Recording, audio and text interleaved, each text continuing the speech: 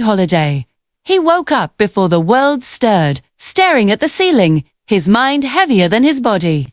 Years of conditioning had taught him that attention equals worth.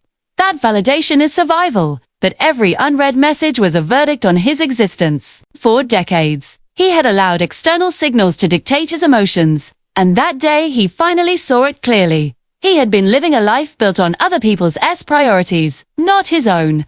That realization struck him like a cold wave, painful, shocking, but liberating. He remembered the countless mornings spent scrolling, reacting, explaining, and justifying. Every message replied to immediately, every conversation extended unnecessarily, every moment of self-doubt amplified in silence. He had mistaken effort for attraction, desperation for desire, noise for connection.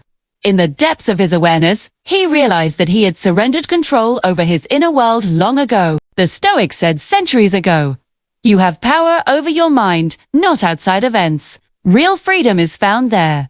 For the first time, he understood it.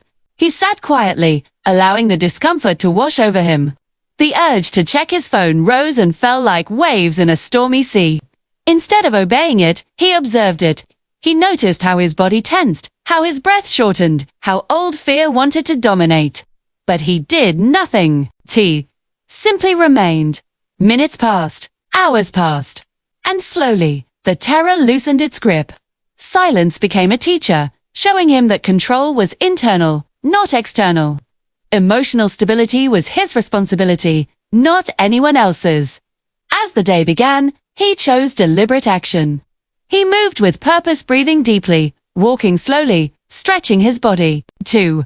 He noticed how rarely he had inhabited his own physical presence before, always lost in anticipation and worry.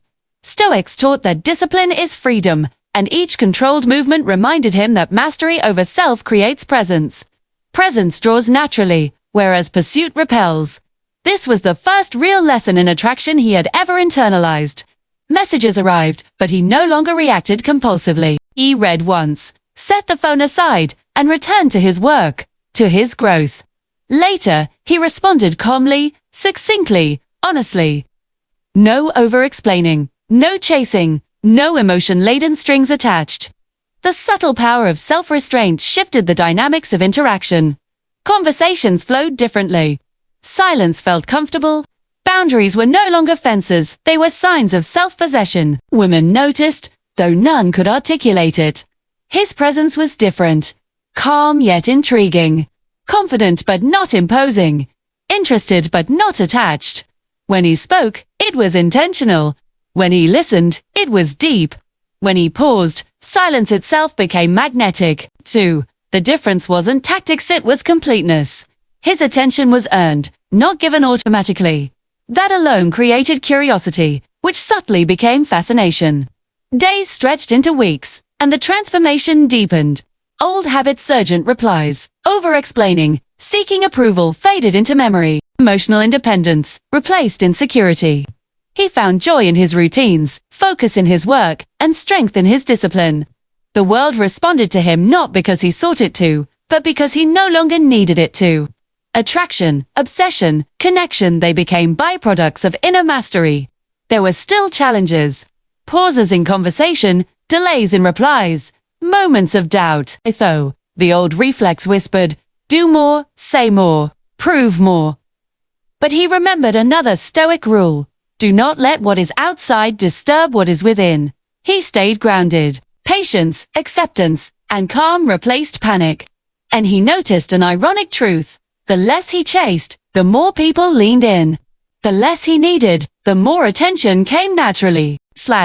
One evening, as the sun dipped low, a message arrived. Simple, curious, unhurried.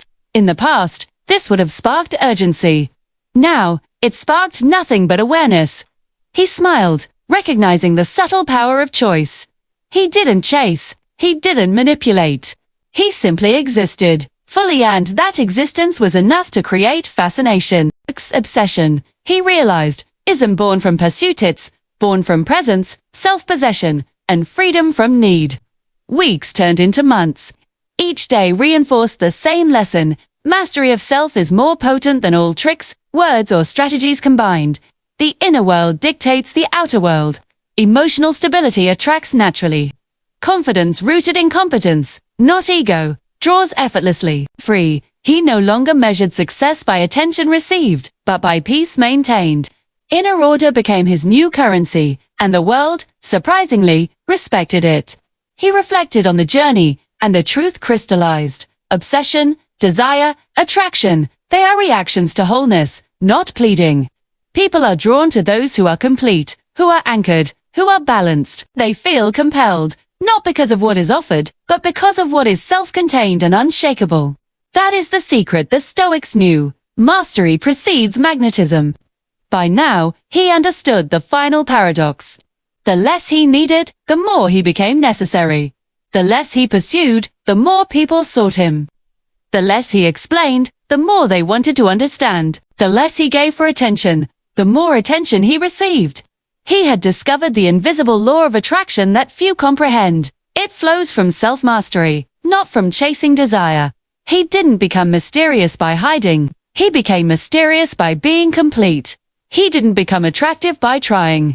He became attractive by needing less. He didn't force connection. He embodied it naturally. At the end of the journey, he understood the Stoic secret. The world does not define your value. Only mastery over self defines it. Obsession isn't created by chasing it is a natural consequence of emotional independence. Freedom from need becomes the most magnetic force a human can wield. And in that freedom, he finally found what he had been searching for all along. Not validation, not attention, not desire but peace. Deep, unwavering, self-generated peace. That peace attracted respect. That peace drew connection. That peace radiated magnetism without a single word or effort. He smiled, realizing that he didn't need anyone to complete him. He was already whole. And that wholenesssilent.com and Unstoppable changed everything.